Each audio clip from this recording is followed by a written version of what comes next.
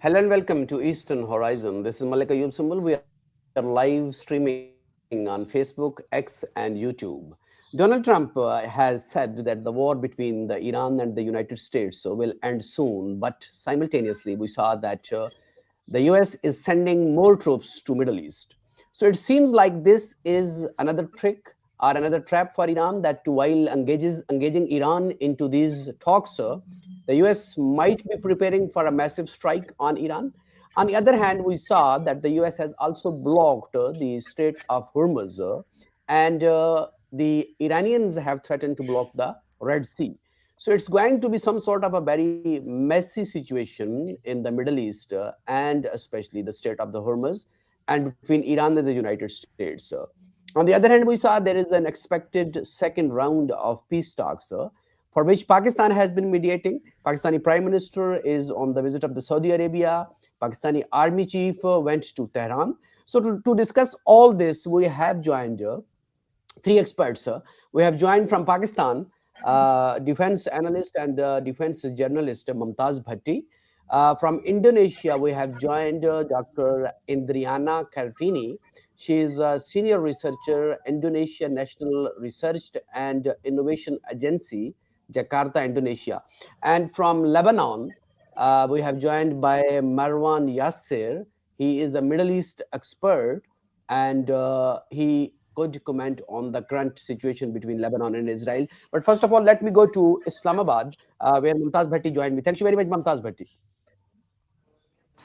Thank you, Malik. Thank you. How are you?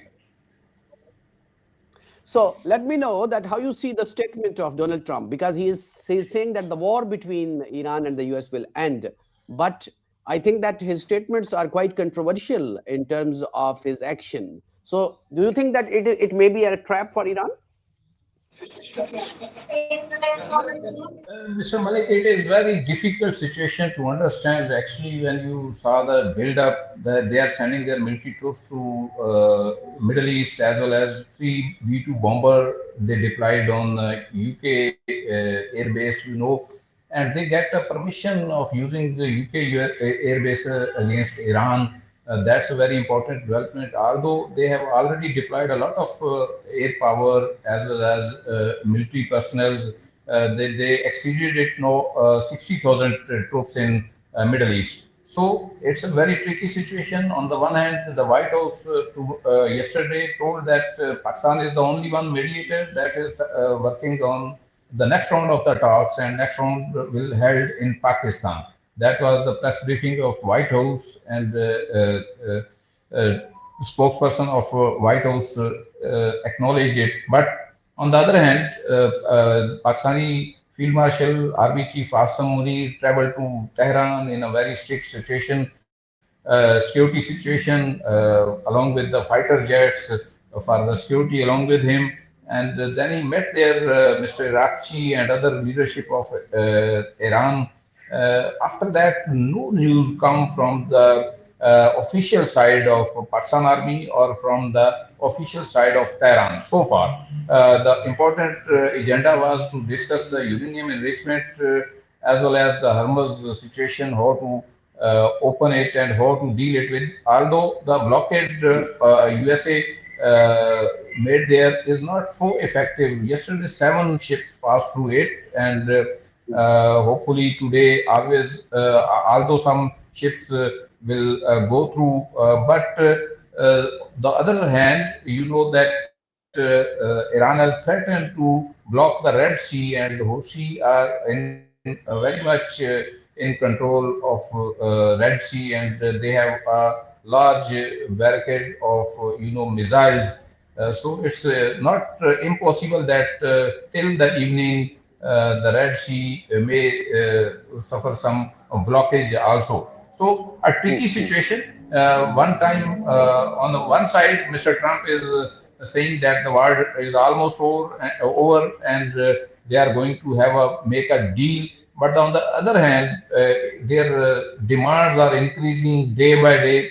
If you listen, Mr. Their Vice President J.D. Vance, who was directly heading the delegation of U.S. in Pakistan, Islamabad talks, Okay. he yesterday said that we have floated our option and now it's up to Tehran how they respond to it. So they are Hmm. not coming slow. They are increasing their military deployment in Middle East, as well as they are pursuing Pakistan to carry on their pressure to Tehran to fulfill their demand. So this Okay. situation is very tricky, and so far you can't say that it is going to be as far as the Islamabad is concerned. Preparations of the second round of the talks is going on. Hmm. The media center is there is a lot of work done on media center. Although first it was displaced, but now the banners and streamers are displayed again, and Hmm. we are here in Pakistan. The journalists are expecting that next round will take place on 24 to 25. If it is Okay. not this weekend, because Prime Minister of Pakistan is out and he will be back on 18. So Okay. far, the American journalists who visited Pakistan, some are staying here and they are waiting for the second round of the talks in Yes. Islamabad. Yes. Okay. So, Dr. Indriana Kartini, can you hear me? Yes, I can hear you. Yeah. Okay. Yeah. So let me know, because Indonesia was very eager to join the Trump Board of Peace, and then Indonesia stepped back, and even the president of Indonesia, I think he promised for the 1 billion, and I think that Indonesia also withdraw from that agreement. So how you see that the things about Iran, how they are being observed in Indonesia, and being a Middle East expert, how you see its impact on the Indonesia?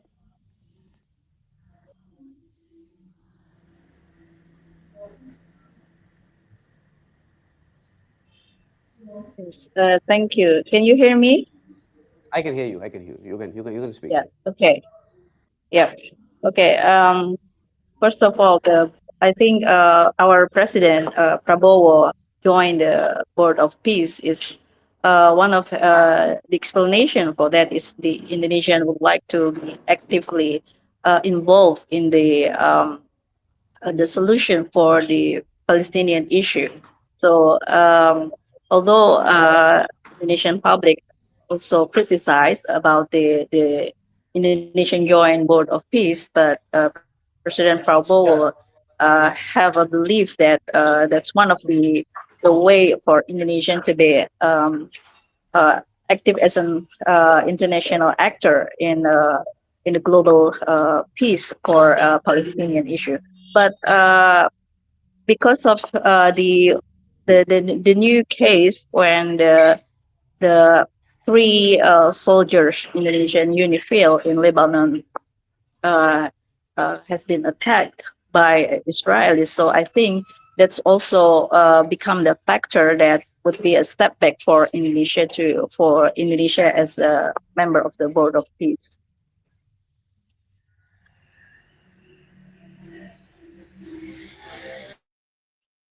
Let me go to Marwan Yassir. He was trying to join us through this link, but I think that he cannot. So, Marwan Yassir, thank you very much for joining on telephone. Can you unmute your mic, because we cannot hear you. If you unmute, and then I can hear you.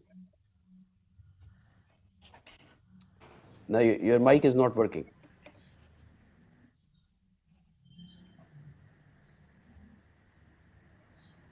Yes. Now you can speak. Yes. So yes. So really sorry that you are not on this link, but I think we can hear you on phone. So how you see what's going on in Middle East, and especially Donald Trump's statement that he is saying that the war between Iran will end. So how you see, because Lebanon and Israel is also going to negotiate in the US. So what is your thought on this, and how you conclude this? Because I have a quite uh, broader question, how you narrow it down? Well, as for President Trump, he's issuing contradicting statements from time to time. So, but I think, mostly there won't be any another strike like like the previous one, neither a stronger one.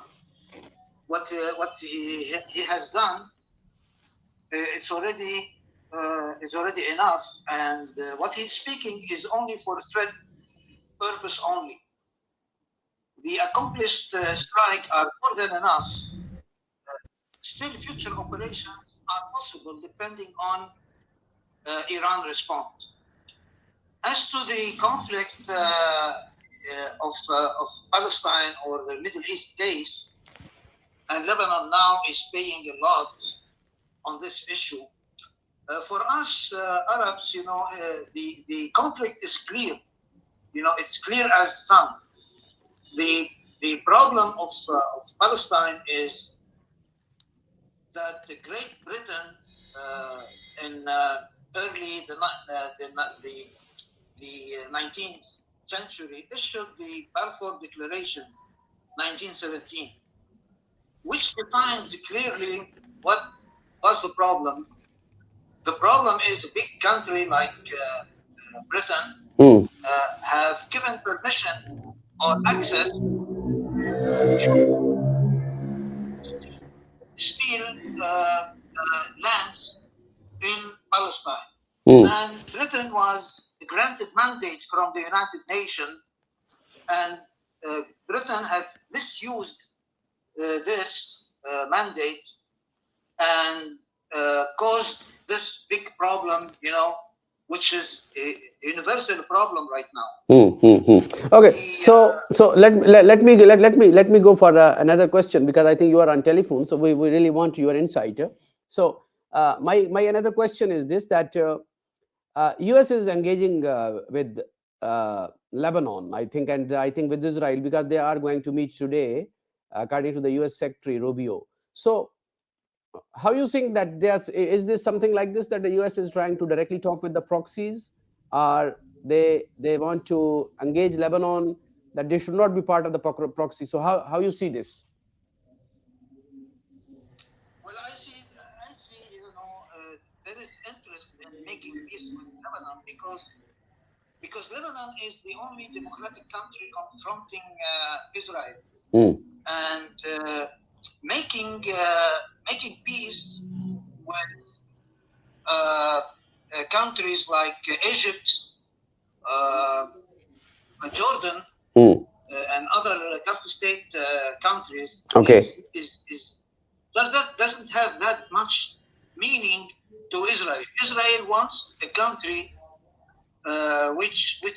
where democracy is better, so that they can come up with deal, with the people, not deal with the presidents and with the leaders.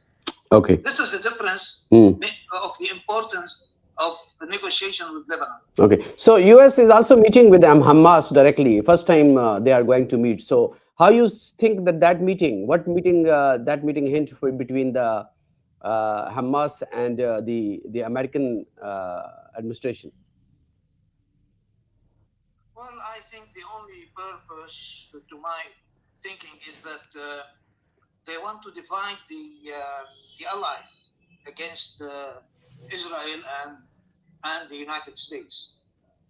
So whatever they go deeper with Hamas, whatever accept, will go deeply in this negotiation.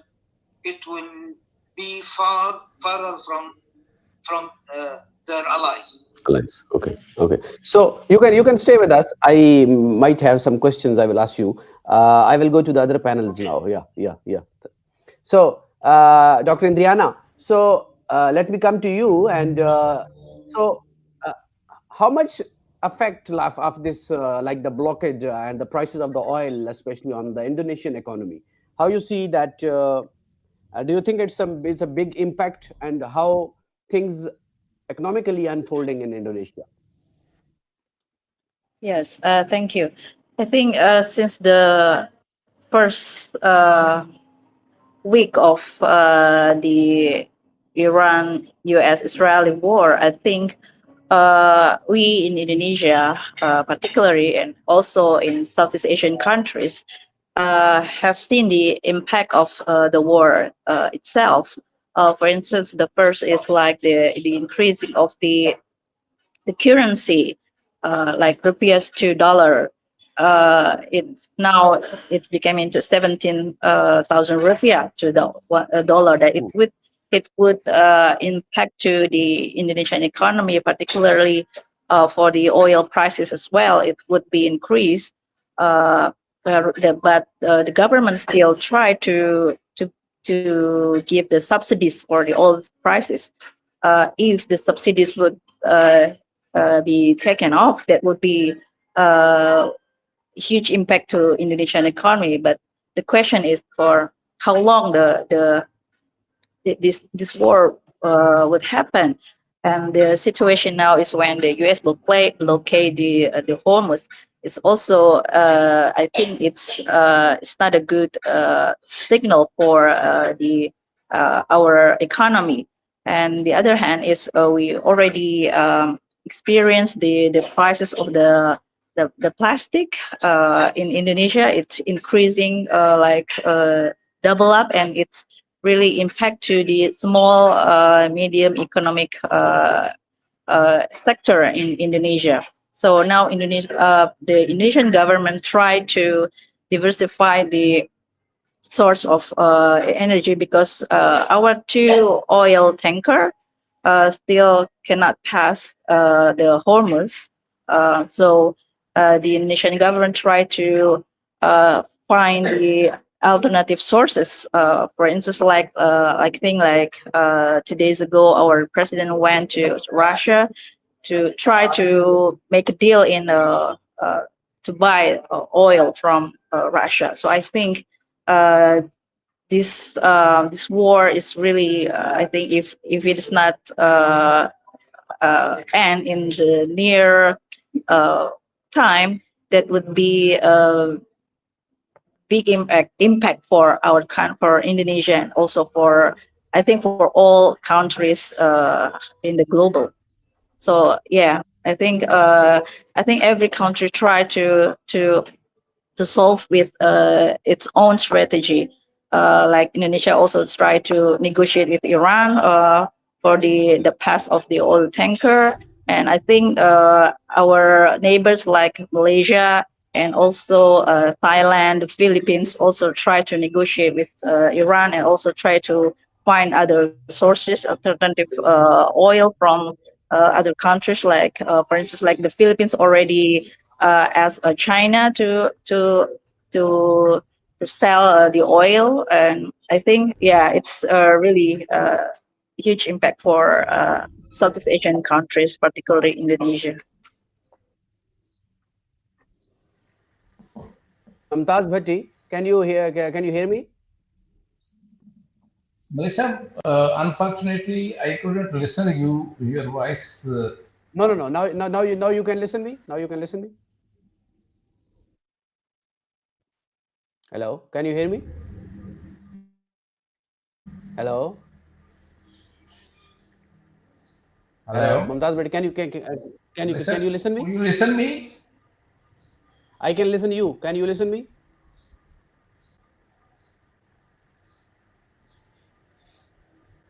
I can listen you. Can you listen me? Hello, hello. Hello, Yes, I can hear you. Can you hear me? hello, Yes, yes. Hello.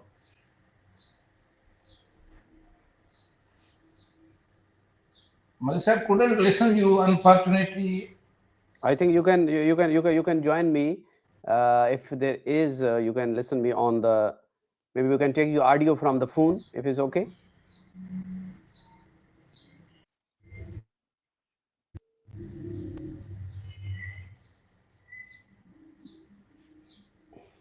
Okay, let me go to Dr. Indriana. So hello, hello,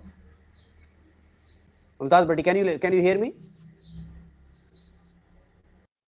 Hello. Okay, so let me go to Dr. Indriana. So how you see, Dr. Indriana, that this hello. first direct contact between between Hamas and between the US. So this step, how you think that being a Middle East observer, how you feel that what exactly do you the US want to achieve this, and also this the talks with the Lebanon, because they are trying to negotiate on Lebanon. So how you observe this? Yeah, I think U.S. Also tried uh, to to to reduce the tension in Lebanon. So I see they also would like to uh, to to have a solution in Palestine, and Okay. like the purpose of the establishment of the BOPs itself is one of them is to for the give a permanent solution for the Palestinian. So I think what the US tried to do, like to talk with Hamas, I think it's a good move for the Palestinian issue solution, because Hamas is still one of the significant uh,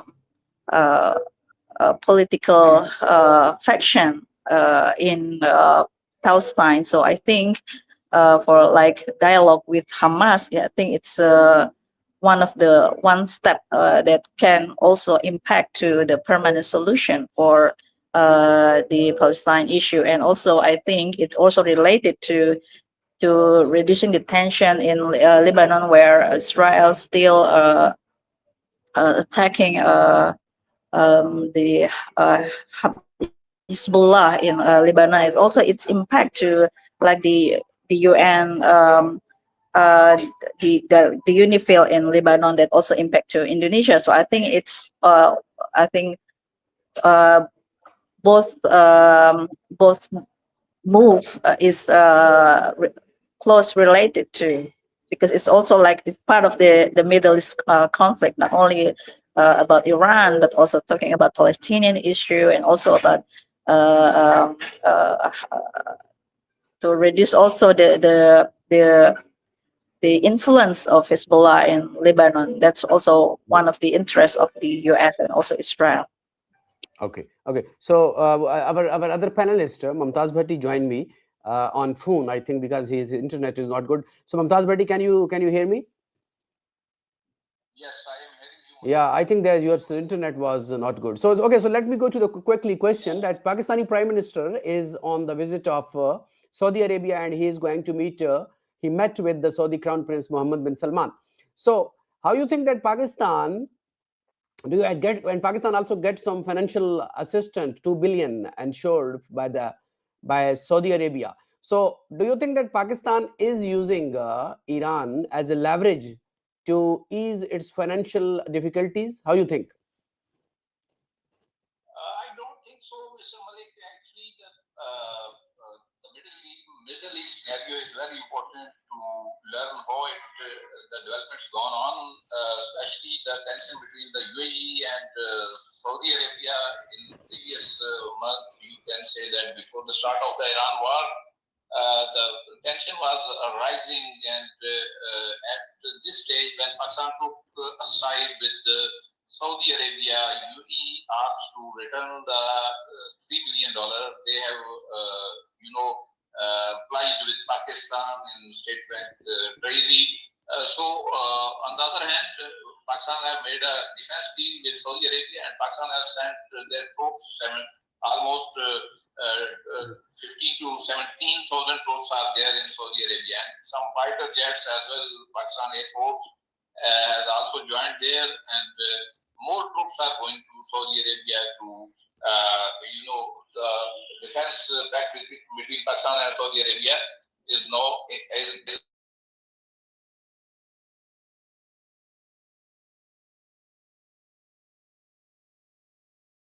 protect them. So this is ultimately a different scenario that Pakistan have very close ties with Saudi Arabia in recent past. They have also put some money, almost $3 billion in Pakistan treasury, and to meet the IMF conditions, Pakistan has showed this money in their, foreign currency reserves with the permission of IMF. So I don't think that the Iran war has any connection with the recent amount Saudis put in Pakistani treasury, or they confirmed their $2 billion so far in State Bank of Pakistan they have sent.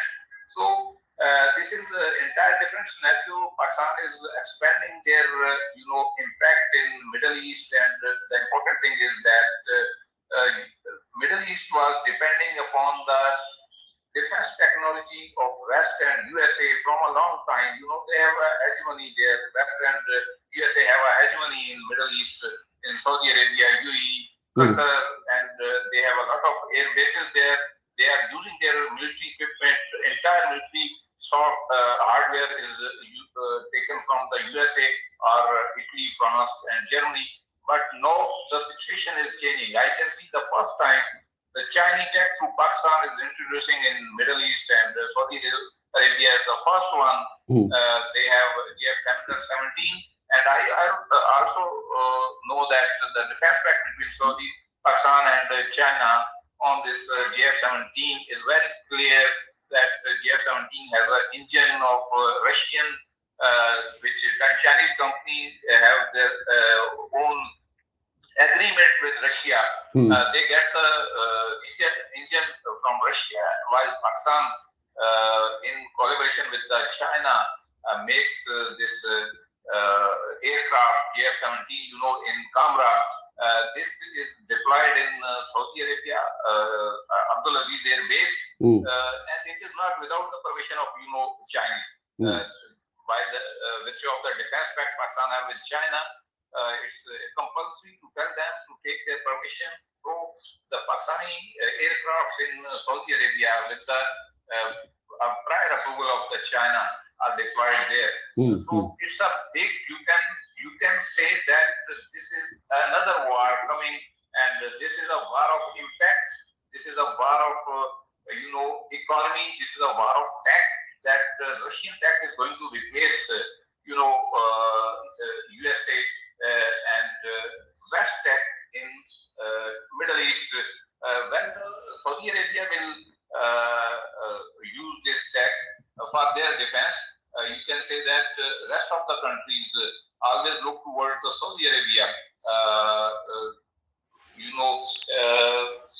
Qatar, as well as BRIN, as well as you can say that Urdun, they are all looking towards Saudi Arabia. Okay. You So can exclude UAE. okay. UAE, but UAE is so disturbed by this all the move that they sent their foreign minister to China. Okay. And they also feel that the Chinese impact is increasing in Middle East, and they don't want to live in isolation. Although they have taken back their money from Pakistan, and Pakistan has rebuilt that debt to Saudi Arabia. Okay, so I will come to you for another question, but let me go to Dr. Indriana Kartini. I have a question for her. Dr. Indriana, so how you think that the public sentiment, the public exposure in Indonesia towards Iran, and overall, what is the mindset, especially into the Muslim community, because Indonesia is largest population-wise Muslim country. So, what the sentiments has been emerged in the last several weeks? How you compare and how you analyze it? Yeah, I think Indonesian public exposure and responses to Iran, I think majority is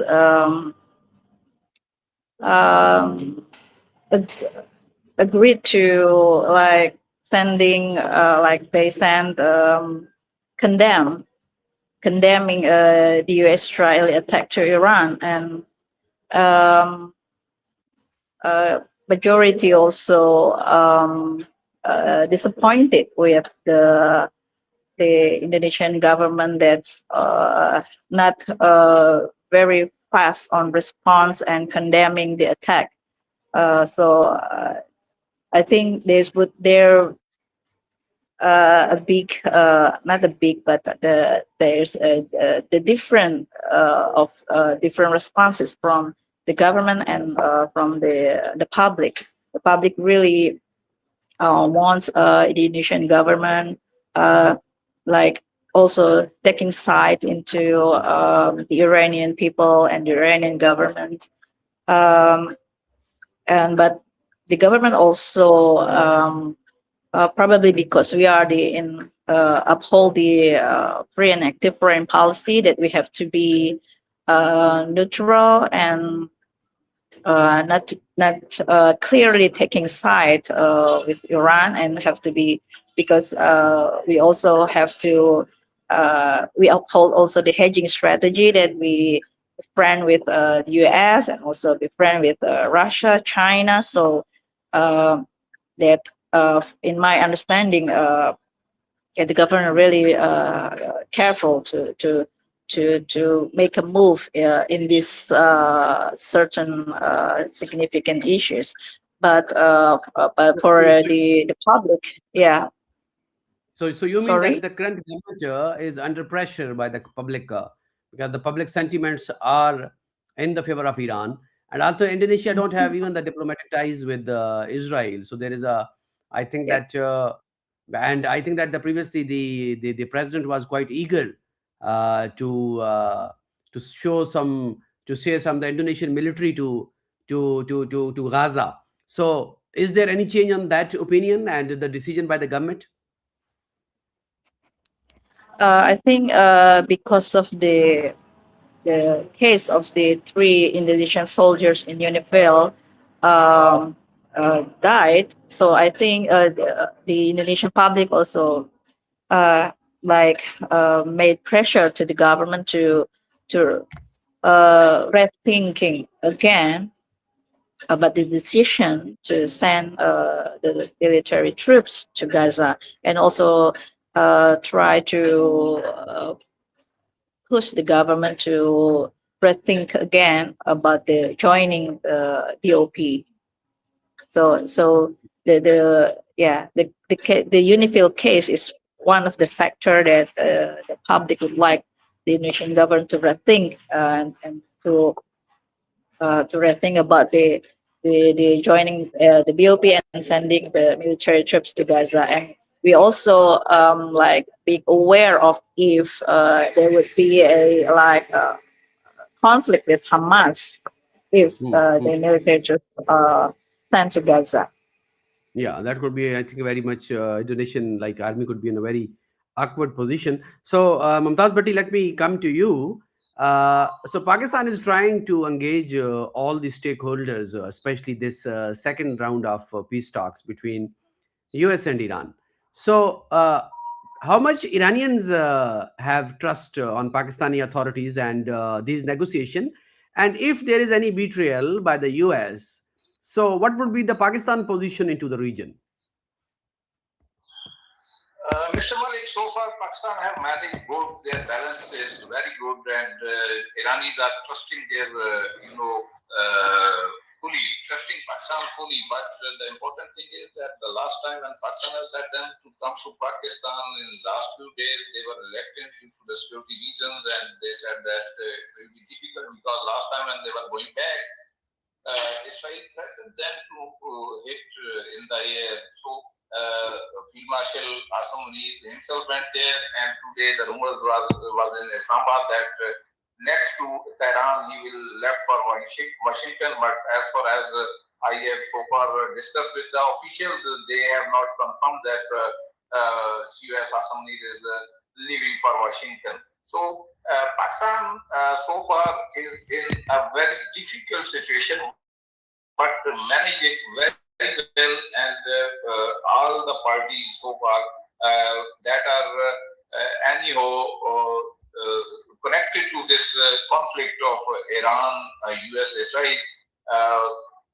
leaving Israel aside, all the parties, Qatar, Saudi Arabia, Turkey, Misr, and Egypt, and all others appreciated Pakistan efforts, and they put their weight in the Pakistan side to resolve this issue.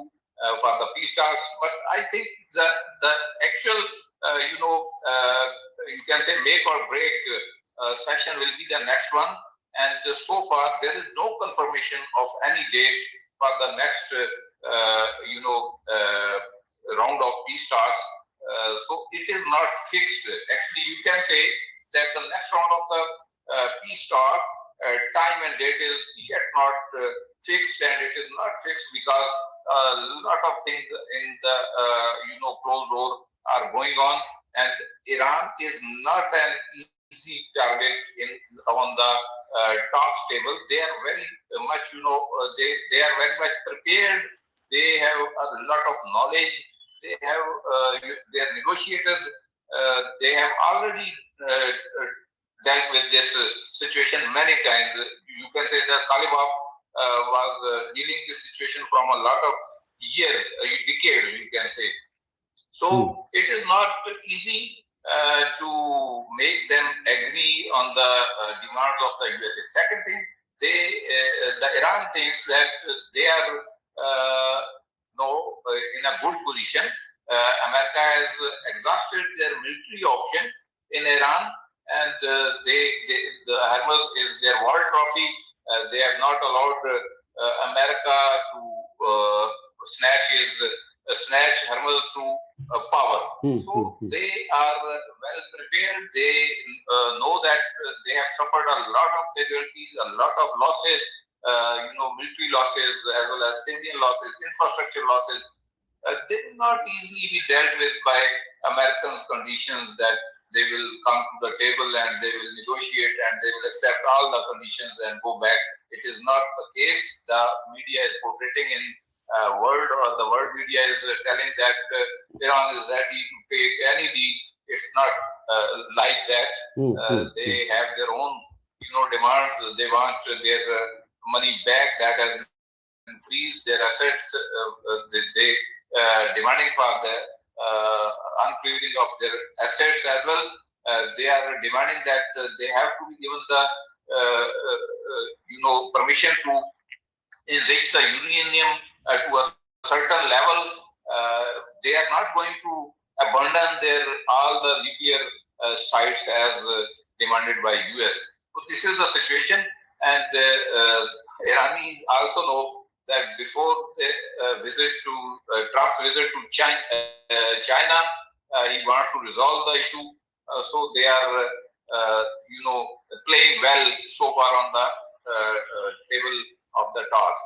As far as Pakistan is concerned, first role was to facilitate them.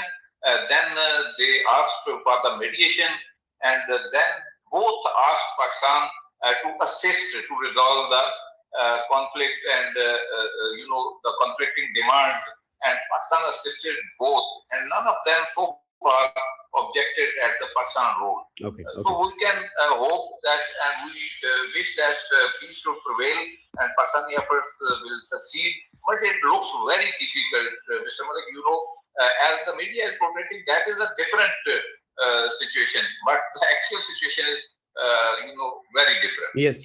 The media portraying totally different pictures, and I think that the how successful will be the second round, I think that is something like more challenges are there. So thank you very much, Mumtaz Bhatti, who joined me from Islamabad. There was some technical problem, and we shifted from this our live streaming to phone. Thank you very much for joining, Mumtaz Bhatti. Thank you, Mr. Malik. Thank you. So I had joined by two other panels, Dr. Indriana, Kartini. She was joined from Jakarta, Indonesia, and Marwan Yassir. He joined us from Lebanon.